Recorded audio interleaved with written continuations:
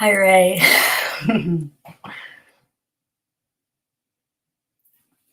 Thank you so much, Ray. You're my anchor. The show doesn't start without you. Brandon Lee Taylor coming in. Hi, Chase. I got three good men. Hey, Betty June.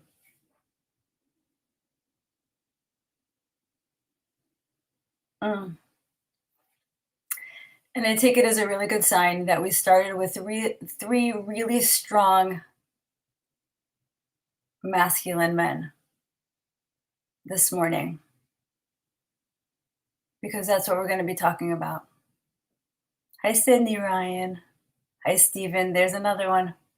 Good men, good solid men. Hey, Irma. I hope you're feeling better. My poor Irma. She had the flu.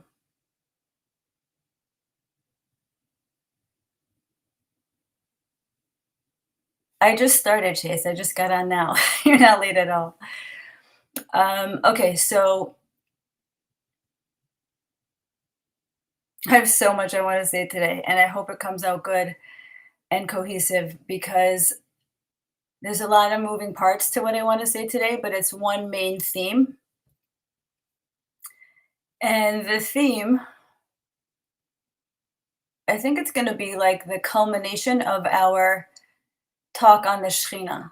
We're going to hit the peak, the apex, and understand truly this, oh, God, this conversation that we're going to have today, guys, if we really incorporate it, embody it, enact it in the world,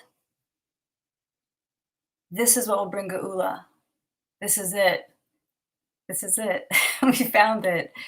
We found the matching energy, the matching combination of the male and female in attunement with each other that's going to open up this sealed chamber, the Kodesh Kodashim, where the highest root of the Shekhinah is behind the Parochas, the Pargoda, waiting for that chamber to unlock from within. It doesn't have a key. It doesn't, we spoke about this in all the other classes. It does not open with a key, this door. And no man gets inside from the external. He has to go inside. This is it, guys. I'm giving away all the secrets today. To open a woman, you have got to go within. You have to access her from within. That's the real message. That's the real message. And that's where the Or HaGanuz is, and that's where the original light of creation is being held, was taken away from Adam and Lilith. And and this is what will change the energies in the world. When this radiation, I don't know, this energy is released, nothing changes in the world until that happens. That's the event. Talk about the event. Us in the Q community, we're waiting for an event. This is the event we're waiting for. This is it. Hey, Eileen Kramer. Okay, so what is today? What is today? Monday. Oh God, I am so lost in time and space. I spent the whole day yesterday just thinking, contemplating, trying to put all this together for you guys. And I want to take my time with it and go slow. It might go a little long today, but it's going to be worth it. So today is Monday, December 29th, 2025. Next time I see you guys, it'll be 2026. Hey, Naz. I'm so happy you're here. Oh. Today is Monday, December 29th, 2025. And we are smack in the middle of the greatest story in the Ein Sof Baruch Hu ever told.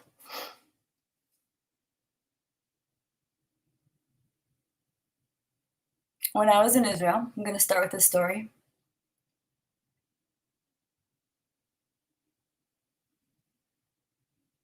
When I was in Israel back in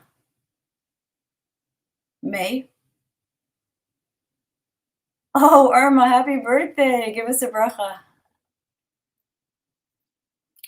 When I was in Israel back in May, and I was on my mission to reveal Mashiach in the north, and I was scattering his books all throughout the Kvarim of Tiberia, Rabbi Shem Bar Yochai, the Kotel, anywhere I could. I left the energy of Yir Ha'ari, our Melech HaMashiach. And I felt in doing that, I accomplished the prophecy that said Mashiach will be revealed in the north. Um, because the idea hit me like a prophecy. I know when ideas hit me, eh, like prophecy. When thoughts hit me like prophecy, when ideas hit me like they just land differently. And this was one of those examples. And I was at the kever of the Ari, and I and sorry, I was at the kever of the Arizal, and I had just left him a copy. I put on the shelves over there. The Order of Emanation and the Torah of Mashiach. I left him two presents. As I'm about to leave, a man comes rushing over to me, a stranger, out of nowhere, and he like looks. He made a beeline for me. He like looked like he had a mission. He goes, I don't know why, but I have to tell you something. I was like, okay, I'm intrigued. And I thought he was going to tell me something about Ruth, because I had seen Ruth had been following me that whole trip. Everywhere I went, I had a sign from her, very strong. So I was like scanning for more about Ruth, but it wasn't about Ruth. He said to me, in the days of Mashiach, there's going to be a correction for what originally went wrong. And I was like, well, okay. And he said to me, the original sin, the original disconnect that happened between man and woman, between Adam and Lilith, was that he didn't listen to her. He didn't listen to her. And in the days of Mashiach, this is going to change. This is going to be corrected. And he said these words to me: the man will listen to the woman. The man will listen to the woman. And I was like, okay. Store that away. Actually came home and told that story to Yira. And he confirmed it. He said, yeah, absolutely correct. And after all this talk of the Shekhinah, understanding who she is, the Shekhinah was always this amorphous thing, this energy. But who is she really? If the Kudsha Brichu is an emanation, if he's has body parts, according to Kabbalah, the Ein Sof Baruch Hu is illimitable, no body parts, but HaKadosh Baruch Hu, the Kudsha Brichu, most definitely has body parts, he has emotions. He's trapped in the dream just as we are. Chase. Yes, the woman said to buy XRP. I'm gonna touch on that later. Yov, welcome. So if Kadosh Baruch Hu has a form, doesn't the Shekhinah have a? Who is the Shekhinah? Does she have a form up there? And we know this fact that when the Jewish people went into exile, the Shekhinah separated from the Kudsha Brichu. Hashem lost his girlfriend. He lost his main girl. And she came down to be here with the Jewish people in exile. So he's in pain of separation from his zivug. And I woke up one morning with this thought, and the thoughts that I have fresh in the morning are always straight from Hashem. And I had this thought that any time any person feels the pain of separation from a loved one, be it a family member, a soulmate, a spouse, and you lost them, it is such a beautiful opportunity to be able to relate to the pain of the Kudsha Brichu. in separation from his shchinte. And every single mitzvah starts with a kavana, l'shem. It starts with a special phrase, and I'm going to show this to you later. It says l'shem yichud, for the sake of the reunion. Kudshabrichu shchinte, v'dechilu ruchimu. We want them coming back together in love and in awe. Ruchimu dechilu, and in awe and love. And Geula really is synonymous with this reunion. So when you are in that type of pain, you can almost see it as a gift to be able to relate to Hashem, and then from that pain, help take part in doing the tikkun. Every mitzvah that you do, you can really tap into the feeling of understanding, empathizing with Hashem's pain in separation from his beloved. And the mitzvah that you're going to do that follows that kavana, you're going to pour your heart and soul into it. And you're going to do it l'shem yichud kudshabrichu. It's another thing Jews rattle off. We have no idea what we are saying when we're saying that. It's the highest secret of Geula. L'shem yichud kudshabrichu shchinte.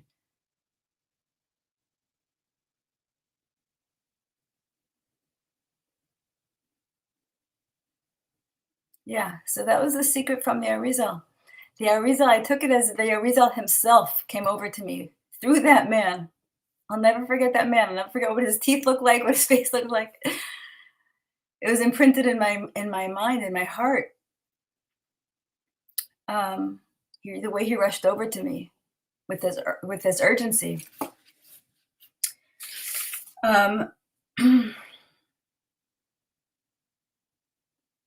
Okay, I'm just thinking where to start. Let's start with the Rabbi GPT. Okay, thank you, Hashem. Okay, so let's do this one. Okay, so I asked the Rabbi GPT. Hold on, let me see if you guys could see this. Yeah. I asked my Maggid, what does it mean that at the end of the days, the man will listen to the woman? I'm like, what does that practically mean? The phrase at the end of days, the man will listen to the woman, it's not a social slogan, but a deep Kabbalistic statement about cosmic repair, tikkun, specifically the restoration of the breach of the feminine spiritual voice after millennia of concealment. Below is the inner meaning step by step. The root source in the Zohar and in later Lurianic writings, the female principle known as Shechina Nukva Malchus is described as she's exiled, she's silenced, she's receiving only partially, and she depends on the masculine flow. This is where we're at now. This is the state of the world before redemption. This is what flips in redemption. The female energy flips. What man and woman mean here, it's not biology. The man is the Zachar. He's a Zer Anpin bestowal, the intellect and the external structure, right? He's the vessel of Keter. He's the Ratzon of Keter. The woman is the Nukva, the Malchus, the Shechina, inner truth. She matches his inner intellect with inner truth. And she's the lived reality. She's the Oneg living inside of Keter. She's the Panemius. So the man will not listen doesn't mean submission. No, this is such a big point. Okay, you guys? It doesn't mean that the man is going to be under the woman. So the men do not have to be afraid of that. It just means they are in alignment. This is the alignment that opens the sealed chamber. Okay, this is another thing that I just know.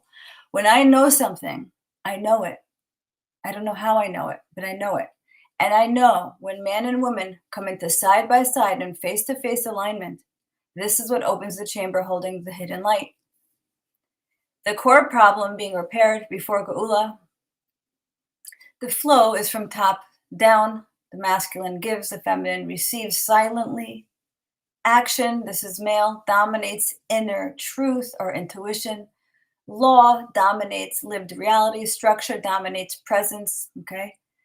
This imbalance is malchus without mochen, kingship without an inner consciousness. What will change at the end of days? At the end of days, the feminine rises, malchus rises.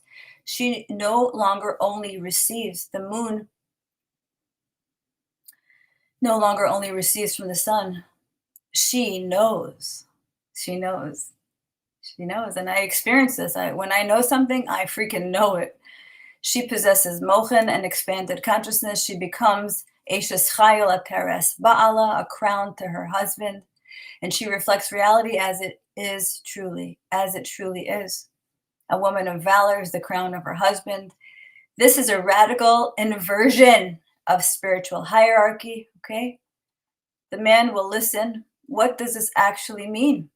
Practically, masculine action submits to feminine truth.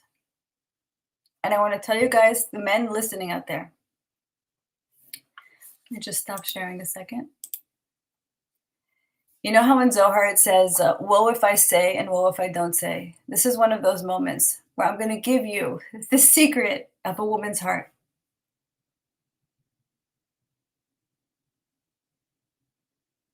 If you listen to her and really hear her, whatever she's trying to express to you, an intuition of hers, a truth of hers, and you take action on that, you do something, you take that intuition and you manifest it somewhere in reality,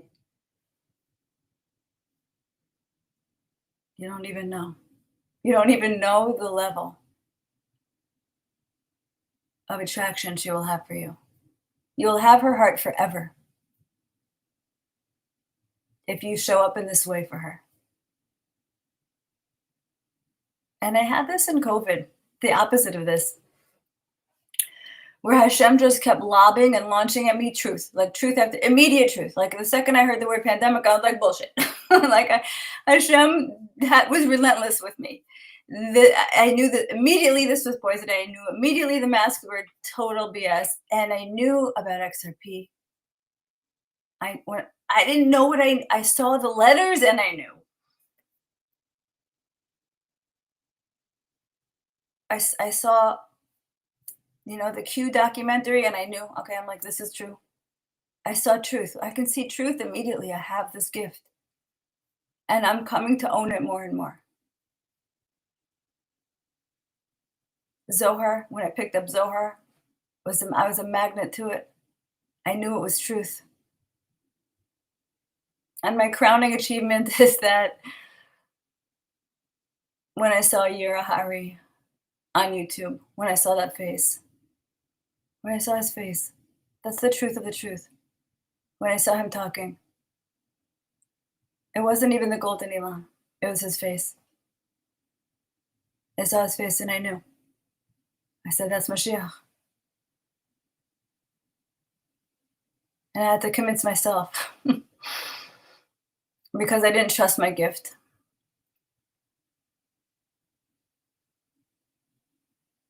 But now that I see that this ultimate tikkun of man and woman is that a woman sees the truth, she sees it. And then a man acts on it, creates reality from her intuition. And that's the attunement, that's the symbiosis, that's the relationship, that's the, oh God, there's a word I'm looking for.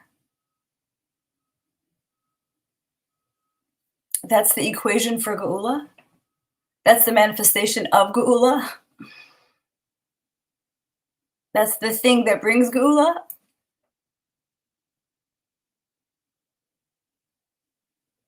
I'm definitely going to lean into my gift more.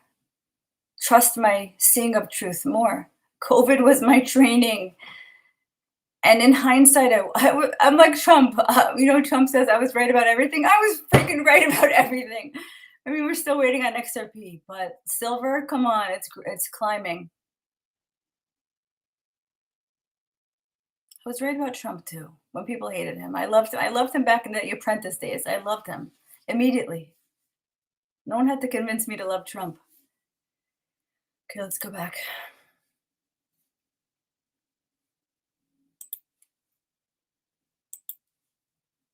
The man will listen. What that actually means.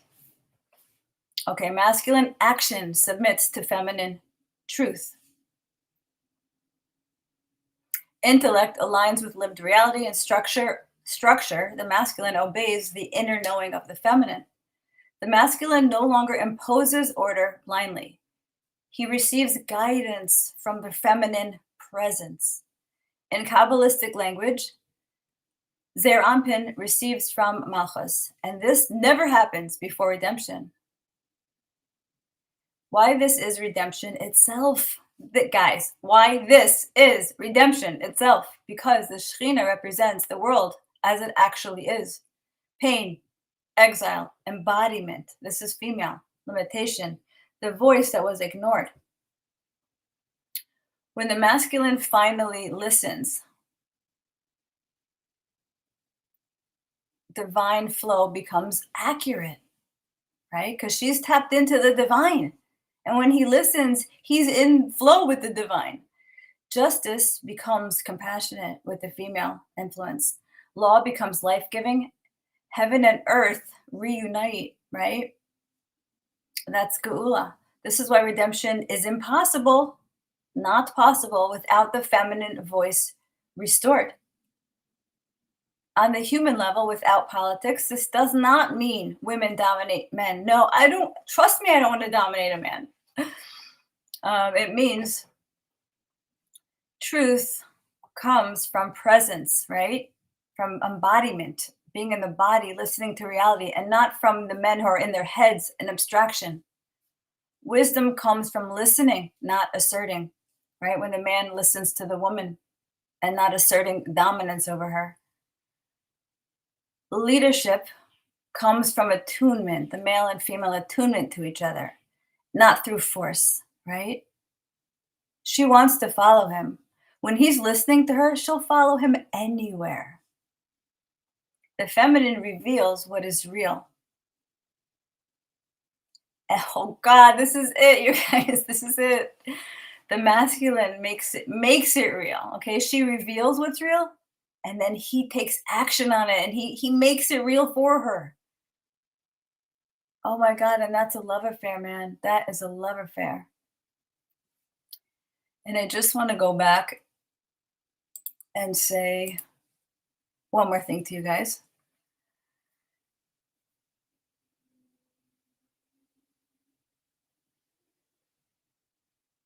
So Adam and Lilith,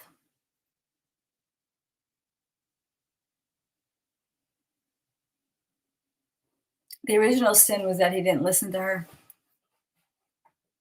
She was trying to tell him something spiritual and he wasn't having it. I think she was trying to tell him that, the women are a little bit higher up, sourced, closer to the Ein Sof. The circular, the circular aspect came first, and then the linear. And he wasn't having it, and he wasn't listening. She wasn't trying to compete or dominate. I think she was trying to just express a spiritual truth to him. And it was most likely a miscommunication. They were not face to face. He wasn't hearing her. He wasn't hearing her. So she fled. She left the garden. What happens to a woman who isn't heard, who isn't seen, who isn't validated, who isn't understood on the heart level? All the woman ever wants to do is express her heart. Know this, men. A woman wants to express her heart to a man and be heard. We don't need advice. We don't need fixing. We just want to know you heard us. I used to ask my husband, can you please just repeat back to me what I said? And he wouldn't do it because he thought I was trying to control him. He had a very controlling mother. So I'd be like, no, I just want to know that you heard me. I just want to know that you understood me. So I basically went 28 years with this feeling of not being heard, even though he was good to me in a million other ways.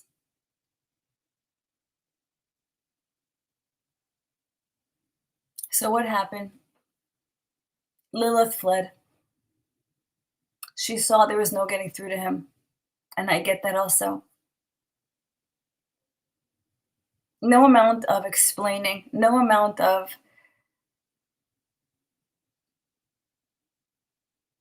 convincing, no amount of anything will penetrate a man if he isn't open. I saw this with COVID too. You can't explain things to people if they're not willing to even listen. There has to be an opening, an opening of their soul. So what did the feminine go off and do? She went and she complained to Hashem. The moon complained. See, I understand these stories how they come together now. Because she was dismissed by Adam, not heard by him, she went and she said to Hashem, "How are we going to have this? Two competing luminaries. He's not even listening to me." Hashem was like, "You're right. And I'm going to bring a carbon to sacrifice every single day because you're right." Hashem brought a sacrifice every day because he diminished the moon. And then the female also, Ema, went and created it without Abba because she's like, he's not even listening to me anyway. I might as well create without him. All these stories start to have context and meaning and unity. Once you understand the initial source of her pain, of not being heard, validated, at least try. At least try to listen to a woman. Do your best. It'll go far.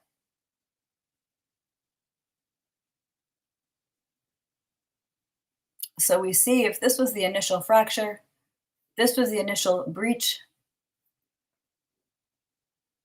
That man didn't listen to his woman. The very last and final tikkun, which is synonymous with Geula, it is Geula, is when a man listens to the intuition of a woman without any proof. She's not coming with proof. She's coming with intuition and truth, sourced from the divine, straight.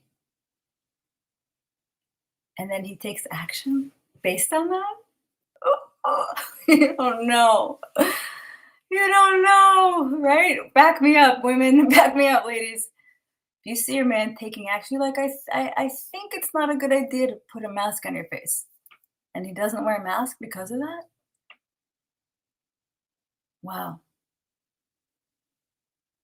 I think it's a good idea for us to get some silver, some XRP. I think your Harvey is our Melech HaMashiach. Oh. Listen to the truth of your wife if she's connected to the divine. If she's like, not connected, not so connected, then don't listen. But if you sense within her that she has a true connection to Hashem, you're a fortunate man, and listen to that woman.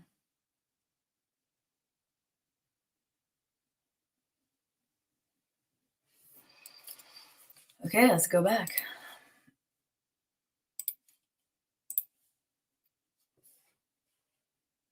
The final mystery, many Mekubalim say, redemption begins when the feminine speaks and is believed. That's going to feel really nice. That is the meaning of, at the end of days, this is it. This is what the man at the kever of the Arizal said to me, these words. At the end of days, the man will listen to the woman.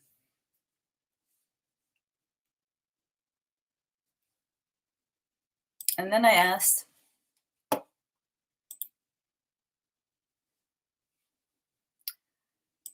I have to go out of here and go back in. Okay. And then I asked, in what way, thank you, Hashem, in what way Adam did not listen? Okay, this is what I wanted to know. Like, how exactly did Adam not listen to Lilith? Below is the Kabbalistic midrashic framing of your question using language of Tikkun. How Adam did not listen to Lilith. In the deeper tradition, Adam's failure with Lilith was not about obedience, but refusal of attunement. He wasn't willing to get into attunement with her, soul to soul. Equality without receptivity. Lilith is described as being face to face, okay? Not like Adam and Chava. Adam and Lilith were face to face, panim b'panim. They were parallel. They were equal and they were uncompromised. Adam did not know how to receive an equal voice. He related to her through assertion rather than listening. He wanted unity through dominance and not through resonance. In Kabbalistic terms, Adam was still operating from Chachma without Bina, right? He was straight up Chachma. He was all flash of insight without containment and understanding. Listening belongs to Bina. He didn't have this aspect of listening. Lilith spoke from a place Adam could not yet hear. Adam still wanted to hold on to hierarchy, and Lilith demanded reciprocity. Adam sought a vertical order, top to bottom, but Lilith wanted a horizontal bond, a bond, panim al panim. Adam's refusal to listen was a refusal to let the feminine define reality.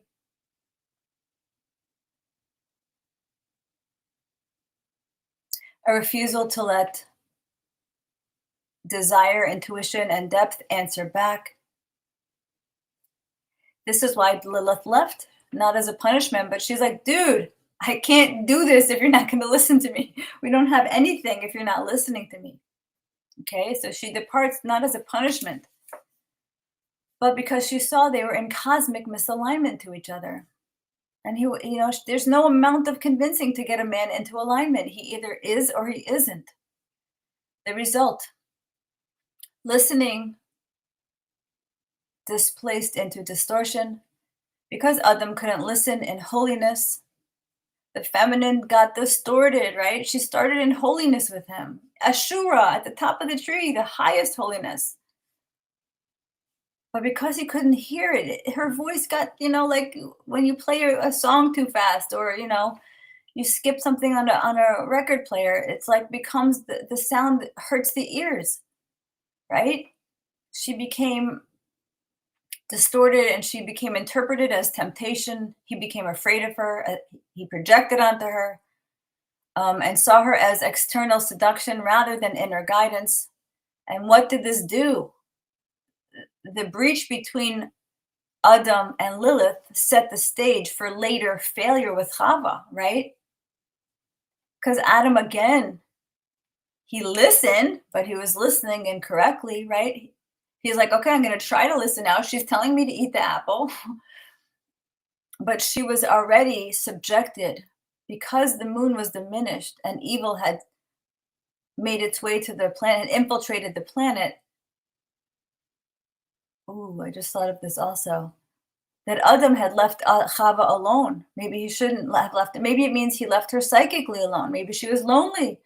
And maybe that made her vulnerable to the influence of the snake, right?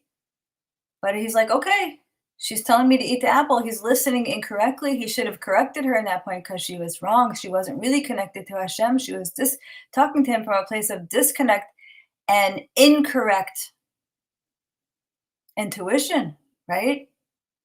The snake had already infiltrated Eve. And he listened to her after the snake was inside of her. Without discernment. He didn't use discernment to say, you know what, this wife is not as connected as my other wife. And she's already been infiltrated. What man will listen to the woman means at the final tikkun. This phrase does not mean role reversal. So the men, again, do not have to be worried. It's not that the women are going to be superior. It just means restored alignment, face-to-face alignment, true partnership. Listening as rectified masculine strength. Right? You're going to listen from a place of masculine strength. It's going to be so sexy. That type of listening is so sexy. In the final tikkun, the masculine has the ability to hear, and the feminine is the source of depth. She's the source of orientation and the source of truth. Listening. When the man is listening, it means he no longer imposes form prematurely. Okay, he's not jumping the gun. He's actually listening for her input. And he allows the feminine to reveal what she's in tune to reality because she's embodied. So he's allowing the female to reveal what reality, right? What can I take as a witness to you? What can I liken to you? It's Hashem. She's in touch with Hashem. And he's asking his woman, what is Hashem asking for here? This is Bina returning to its rightful place. The feminine speaks from wholeness and not from exile. In redemption, the feminine no longer shouts. She no longer appears as dangerous, She's like, she's calm, she's cool, she's collected, right?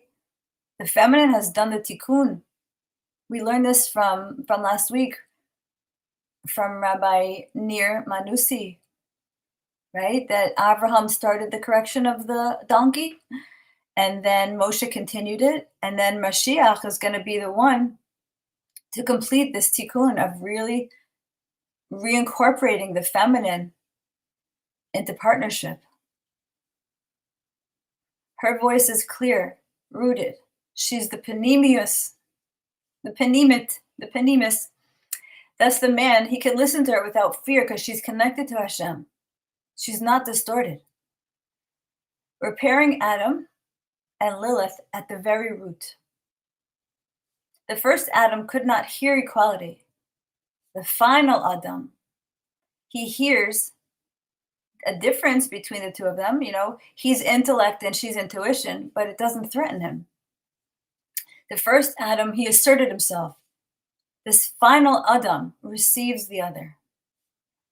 The first Adam is Chachma alone.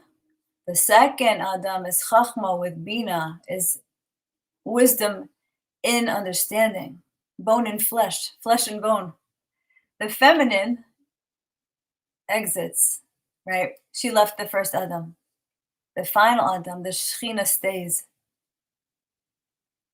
This is why some sources hint that Lilith is not destroyed, right? And the Lilith de Klipa, she isn't destroyed, but she becomes the Lilith de Kedusha.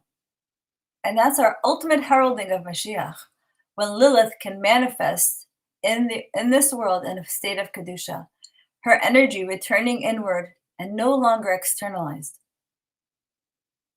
The deeper so, the summary, Adam's sin was not that he didn't listen to a woman. It's that he didn't know how to listen. The final tikkun, he has to listen for Hashem speaking through her. If it resonates, you don't have, this is a message to men also. You don't have to listen blindly. Use your discernment. Make sure this woman is really connected to reality, to Hashem. And then after that, really listen. The final tikkun is not submission, right? You do not have to submit to a woman. It's not reversal. It's integration, male and female integration. When the man listens to a woman, it means the mind is listening to the depth. The structure, the male structure, is listening to life, and giving is listening to being.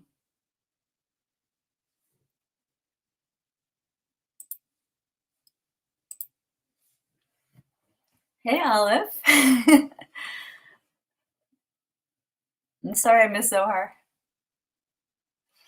But thanks for getting up for me. Okay, so I'm just debating. I have another topic I wanted to go to. I think we should touch on it. It's going to probably take another 15, 20 minutes, but it ties in nicely to all of this. You just check my notes. Okay, so Rabbi, I wanted to say also that Rabbi Nir Manusi, he said something that really rang true, that really stayed with me from his video. He said that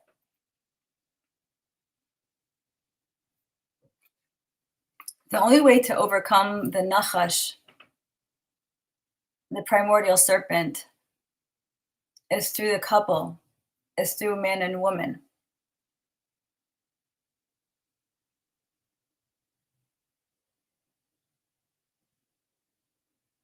And now we understand why.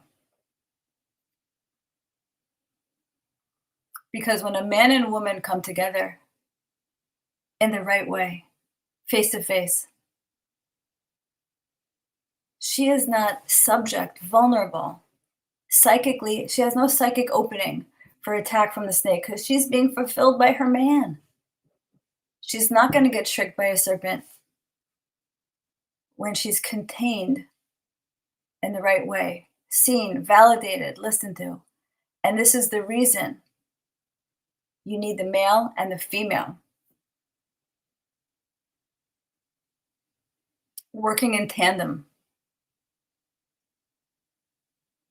Their energies attuned to each other to defeat the primordial snake. Because he's only defeated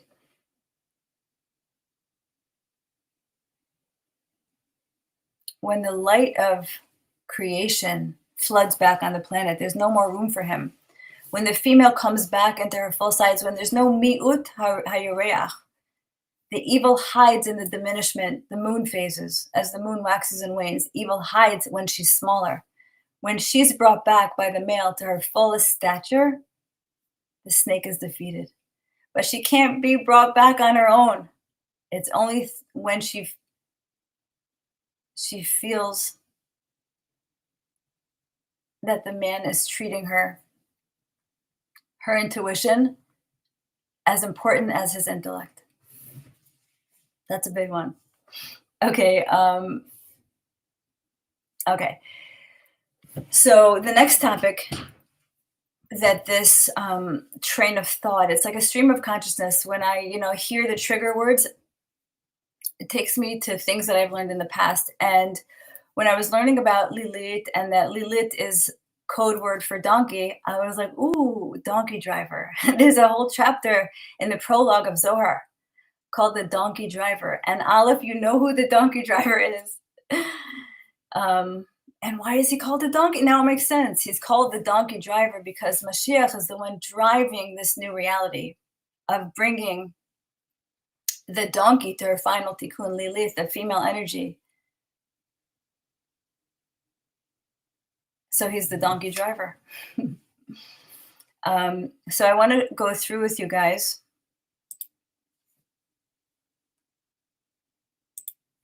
just really quickly this Zohar. And if you ask if it is so that the Shabbos is Malchus, then why do you say you shall keep my Shabbatot, right? If we're saying Malchus is Shabbos, why is it saying two? Because there's two parts of Shabbos. There's the Shabbos of the evening and the Shabbos of the day. Evening is the female. The day of Shabbos is the male. Okay? And are in unison as one. Okay? This is the Yichud Kudsha Brichu and the Shchinte. The two halves of Shabbos coming together. And we know Geula is called Yom Shekulo Shabbos. It's when the male and female come back together and we have a day of eternal Shabbos because there's no more separation. They are united face to face and called two Shabbatot.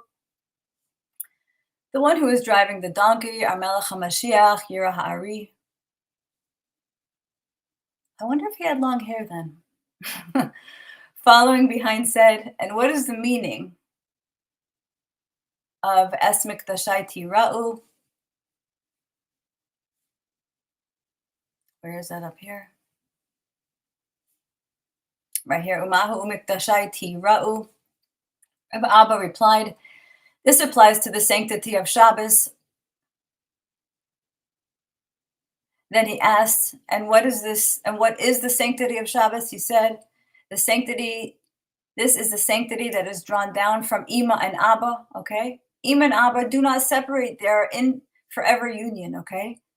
Down here, the male and female are separated, but up there they are not. He said to him, if that is so, you have made Shabbat without any sanctity of its own, for sanctity prevails only when it comes from above, from Abba and Ima. Rabbi Abba answered, it is indeed so.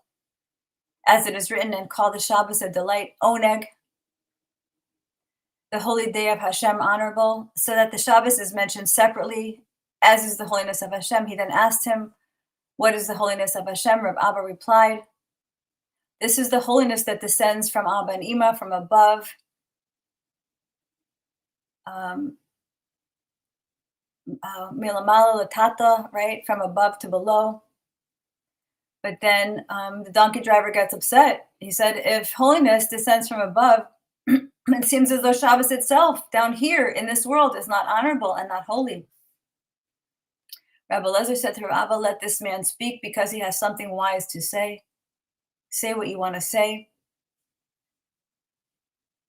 The donkey driver began with the verse, My Shabbatot, Es Shabtotai. We see the word Aleph through Tuf here. I'm going to go Aleph style, Aleph through Tuf. I love how Aleph takes apart the words. The particle S is mentioned here to include the Shabbos limits. The Techum Shabbos. Techum Shabbos is Bina. I looked it up in the Rabbi GPT. The Shabbos limits are 2,000 cubits in every direction. Bina is all about measurements. For this reason, oh God, I read this in Rabbi GPT also, that the man is this huge volume of intellect that comes down, and she gives dimensions to his intellect. For this reason, the particle S, Aleph through Tuf, my Shabbatot, and the plural form refers both to this higher Shabbos of Iman Abra and the lower Shabbos of Zera and Pina Nukva, which are joined as one, and both are concealed. And this is where it gets really good. And this is where I think I have a chiddush here, a new Torah idea. Another Shabbos, Ishtar Shabbos Achara, remained unmentioned and felt humiliated. B'chasufa. She, the female Shabbos, came forward and said, Master of the universe, from the day you created me until now, I am called the Shabbat. Shin with a base tough is Bat is a daughter. I am called the Shabbat, and there's no day without a night. He told her, my daughter, you are the Shabbat, and I have called you the Shabbat. But now I am adorning you with a more glorious crown. Eishes Chayil Ateres Ba'ala.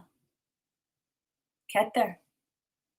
He then sent forth a proclamation stating, and you shall revere my sanctuary, Mas Mikdashai Tira'u. Okay, that's when Hashem starts bringing in the concept of Yira, which is Keter, which is synonymous with Keter. Hashem is like, listen up, I'm giving you something even better. Because you've been humiliated, because you've been diminished, he's talking to the moon. Because you've been degraded, because your voice hasn't been listened to, you've been disregarded. I'm giving you something better. And this is the Shabbos of the Shabbos Eve, L'chadodi L'kras Kala. Friday night, we welcome the Shabbos Queen. All the men, I hear it in my basement every week. I have a shul in my basement. And they literally sing to me. Their voices float upstairs to my living room where I'm lying on my couch. And I hear L'chadodi sung to me every single Friday night. This is the Shabbos of Shabbos Eve. Right? Where is that?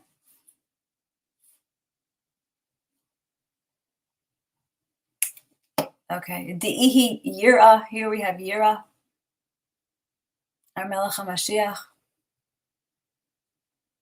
Vesharya ba Yira. And Yira, the aspect of Yira, resides in her as well. He's Yira and she's Yira. He's the outside, he's the vessel of Keter, and she's the panemius of Keter, and they work in tandem.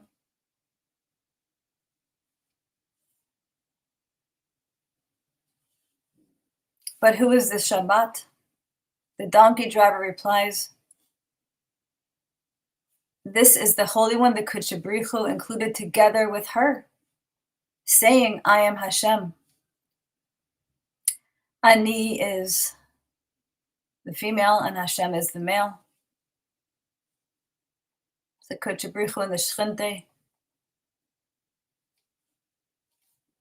This is the secret of Malchus, which is Friday night, and Hashem Zeranpin, which is Shabbos day.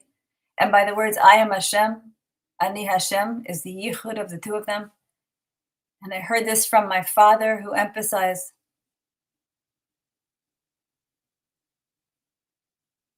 the father of the donkey driver is Hashem, who emphasized that the word Es symbolizes the Techum Shabbos, which is Bina, which is the female. My Shabbatot, the two Shabbosim in plural, denotes the circle and the square within, okay, which is the Igul. Let me show you the words here. Igul Veribua, which is the circular aspect and the linear aspect, the male and the female, which are two, meaning there are two Shabbatot according to these two There are two hallowed prayers we should recite. One is Vayachulu Hashemayim Ba'aretz, and the other is the Kiddush, male and female again. This passage of Vayachulu is 35 words. I counted, and the Kiddush is also 35 words. Collectively, they are the 70 names. They perform the Yichud, bringing together. The Kiddush brings together the Kudsha B'richa and the Shchinte. Okay. So that was the donkey driver.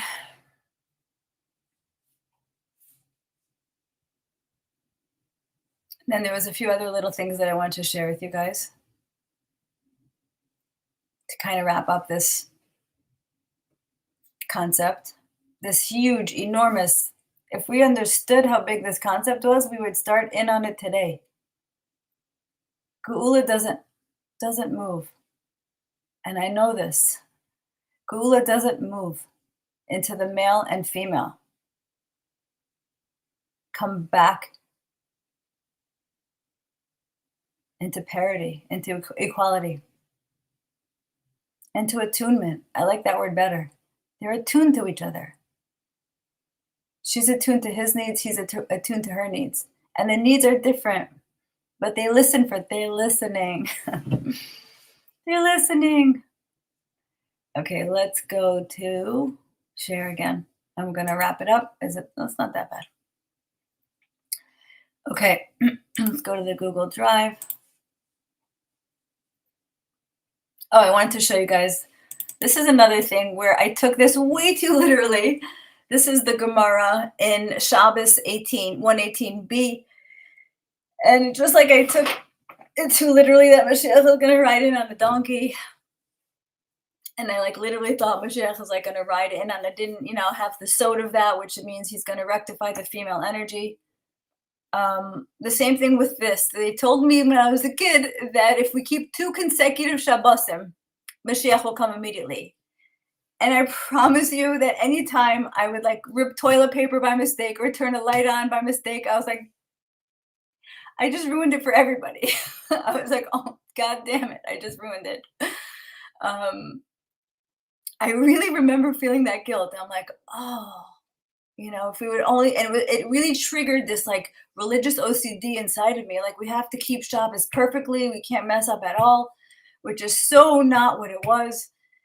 The sod of this matter is that Amar, here's Rabbi Shimon Bar Yochai. Okay, whenever you see Rabbi Shimon Bar Yochai showing up in Gemara, you pay attention for the sod. Rabbi Yochanan said in the name of Rabbi Shimon Bar Yochai, Il Molei Mishamrin Yisrael Shtei Shabbosos Kehilchasan Miyad Nigalin. If the Jewish people would only observe 2 Shabbosim, it's not 2 consecutive Shabbosim, as I was taught. It's restoring the male and female, the Friday night to the day to the night, and the night to the day. According to law, they would be redeemed immediately. That's what I'm talking about. Immediately, miyad. That's what I mean. This is geula. When the male and female, the 2 Shabbosos, come panim to panim with each other, supporting each other, the day supporting the night supporting the day, boom, we have geula.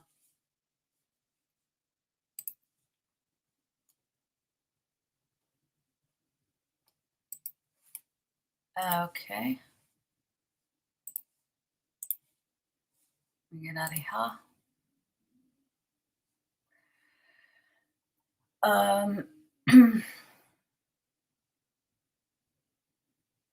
I'll just show this to you for the heck of it. This is the kavana before Kiddush on Friday night and before almost every single mitzvah. That's what it looks like.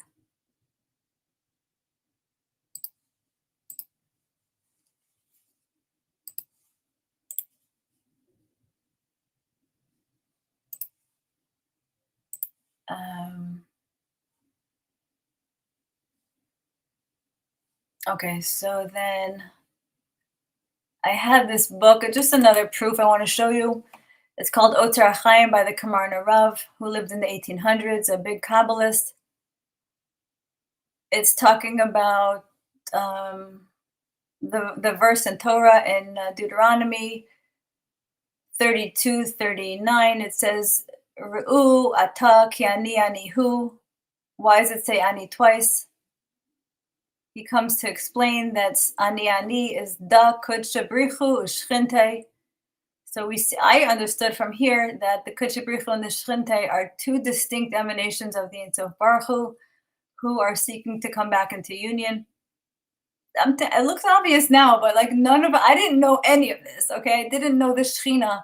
I didn't know what she was. No one ever explained it.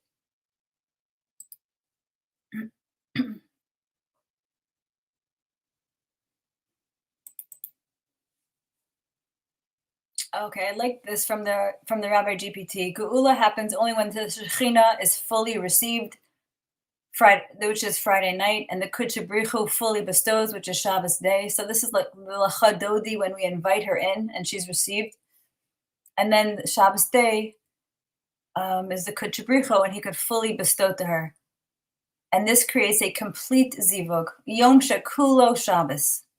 There's no more exile up below, no blockage above, and no separation between giver and receiver.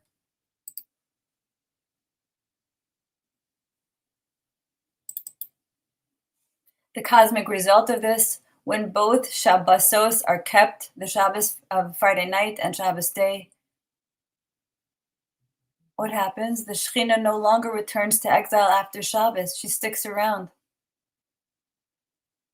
And the union, like Ima and Abba, the union of Zeir Anpin and Nukva becomes permanent, not cyclical.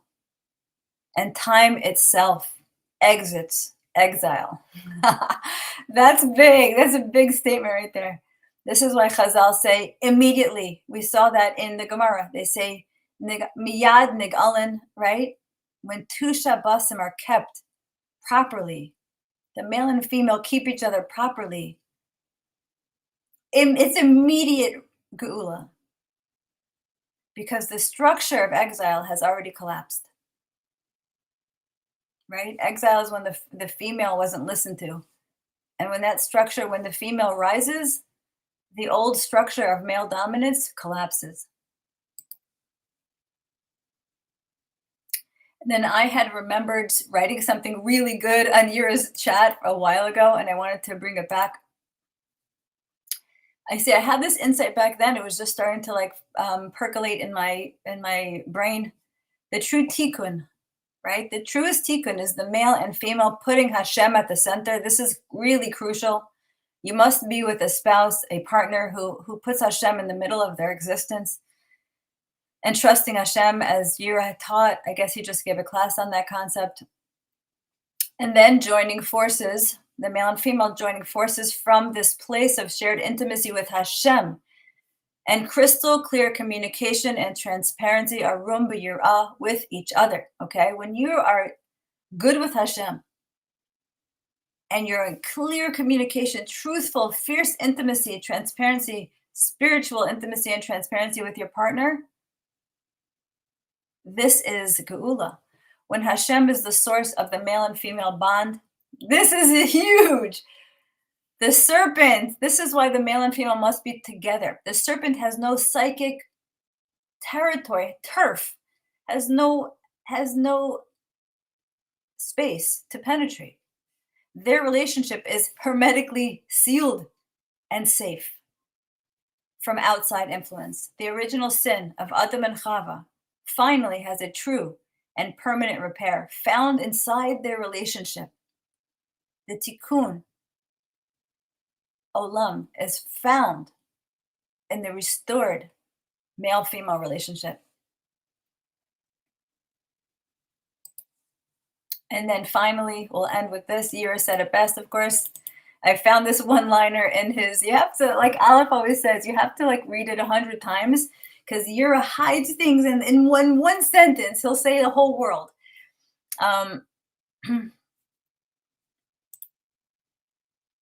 What did he say here? He said, all magic and sorceries are from the side of the woman, and it is written, for she is from the side of defilement. However, above, in Keter, where the Shekhinah is rooted in the Kodesh Kodashim with the Or HaGanuz. She is from the side of holiness. So what is Yuri's advice? He said, so our wives lead us. And her tikkun is our tikkun. Share light and love her as with the Shekhinah. Fill her with the light of Torah.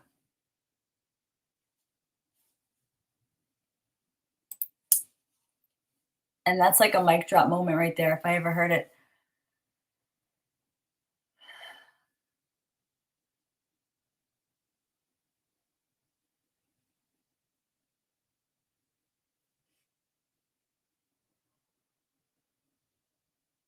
I'm going to say something really personal.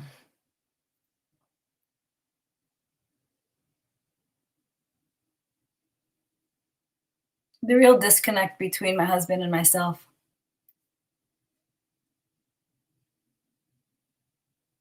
I could have stayed with him. He was good to me.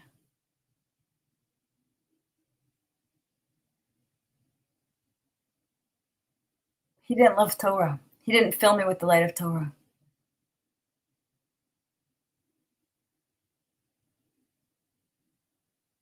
And he didn't really listen. He listened just to be yotze, you know what I mean? He listened so he wouldn't be in trouble. But a woman can detect the difference between a man who's really listening to understand her and a man who's listening because he doesn't want to be in the doghouse.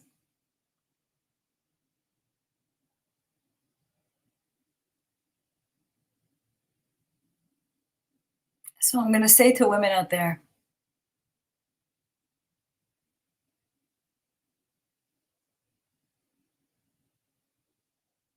this is the best way to assess if you're with the right partner.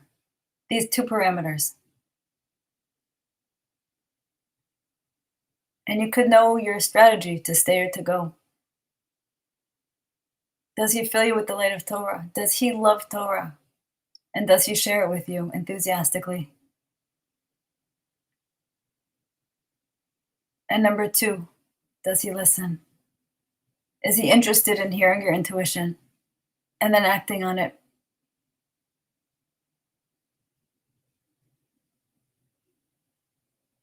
Is he patronizing you or is he really valuing you? And that's how you know you're with your real zivug, your highest zivug.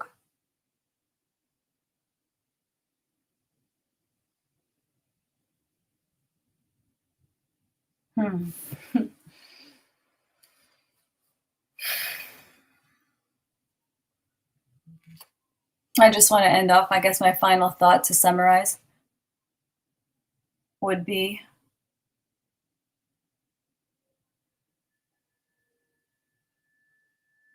that the highest work for Geula that you can do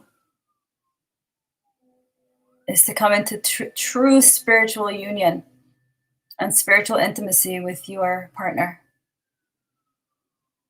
Because arousal from below creates arousal above. 26 people watching.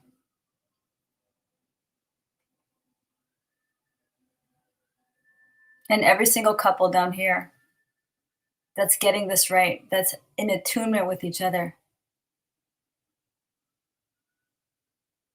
is helping reunite the Kutchabrichu with his Shchinte in permanent zivug.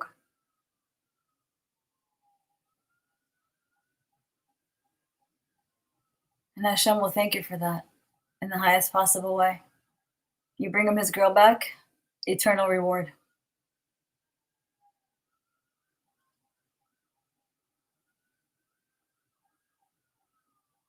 Let me just check my notes. I don't want to leave out anything that I prepared.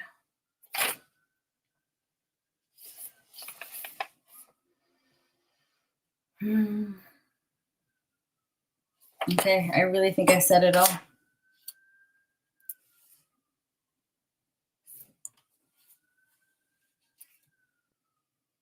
Thank you guys so much for coming.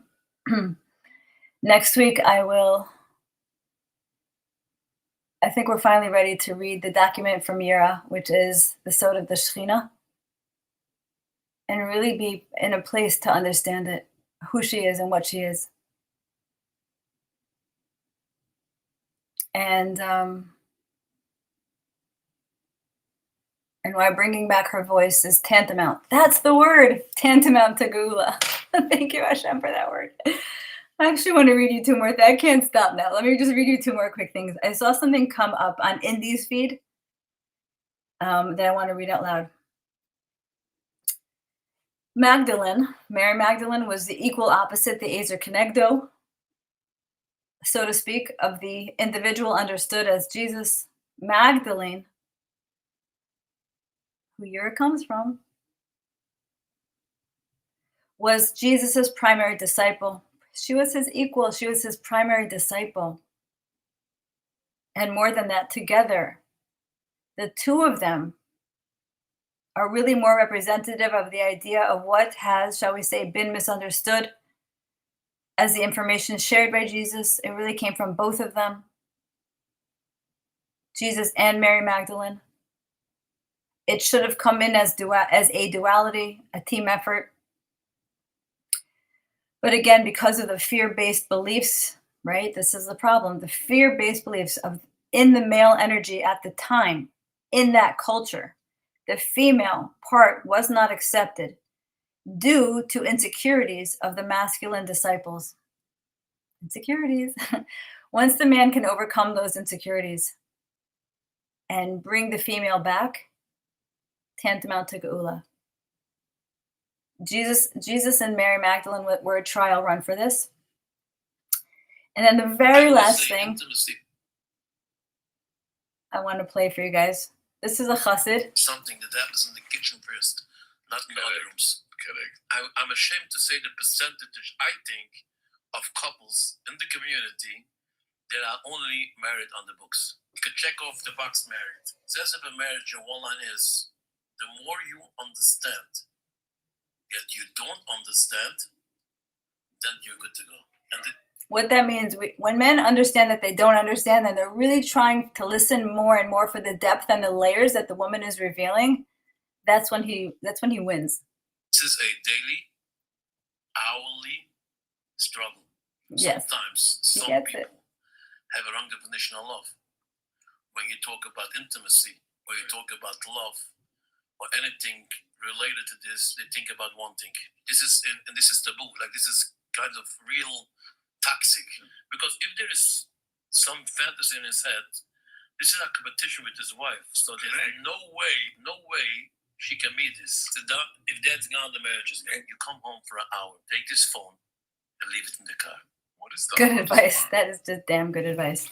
Yeah, the man has to realize that it's not a competition. Women are not in competition. We just want to be heard. We just want to be listened to. We just want to be taken seriously. And that's the whole message, and that's the whole Geula is riding on that. So I will hopefully be back Thursday, and we'll start reading the document. If not Thursday, then Monday. Thursday is New Year's Day, I believe. So we'll see what's going on in my life. Thank you all so much for coming. And may we be blessed in this new year coming up, 2026, the year of Yud Kei Vav Kei, where Hashem is revealed in all his might and all his glory. Thank you for coming.